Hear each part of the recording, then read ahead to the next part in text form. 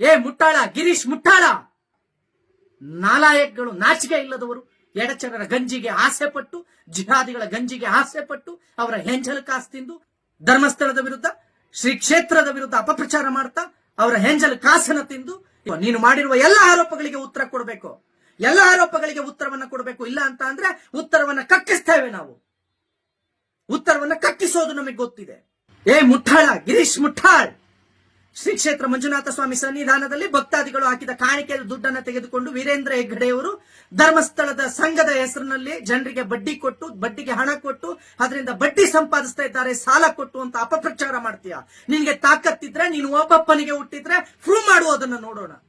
ತಮ್ಮ ಬದುಕನ್ನ ಸದೃಢವಾಗಿ ಕಟ್ಟಿಕೊಂಡಿರ್ತಕ್ಕಂಥ ಸಂಘದ ಸದಸ್ಯರು ನಿನಗೆ ಸಿಕ್ಕಲ್ಲಿ ಮಸಿ ಬಳಿತಾರೆ ಅನ್ನೋದನ್ನ ಮರಿಬೇಡ. ನಿನಗೆ ಸಿಕ್ಕಲ್ಲಿ ಬುದ್ಧಿ ಕಲಿಸ್ತಾರೆ. ಧರ್ಮಸ್ಥಳದ ವಿರುದ್ಧ ಬರೋದಕ್ಕೆ ಮುಂಚೆ ಜಾಗೃತನಾಗು, ಎಚ್ಚರ ವಹಿಸು.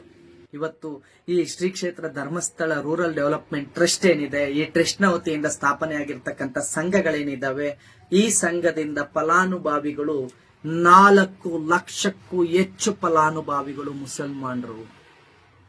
ಇವತ್ತು ಇದೇ ಧರ್ಮಸ್ಥಳ ಸಂಘದಿಂದ 4 ಲಕ್ಷಕ್ಕೂ ಹೆಚ್ಚು ಮುಸಲ್ಮಾನರು ಸಾಲವನ್ನ ತೆಗೆದುಕೊಂಡು ಫಲಾನುಭವಿಗಳಾಗಿದ್ದಾರೆ. ಆದ್ರೆ ಧರ್ಮಸ್ಥಳದ ವಿರುದ್ಧ ಯಾರೋ ಅಪಪ್ರಚಾರ, ಸಂಘದ ವಿರುದ್ಧ ಅಪಪ್ರಚಾರ ಮಾಡಬೇಕಾದ್ರೆ ಒಬ್ಬನೇ ಒಬ್ಬ ಮುಸಲ್ಮಾನ್ ಸಂಘದ ಪರವಾಗಿ ನಿಂತು ಮಾತಾಡ್ಲಿಲ್ಲ.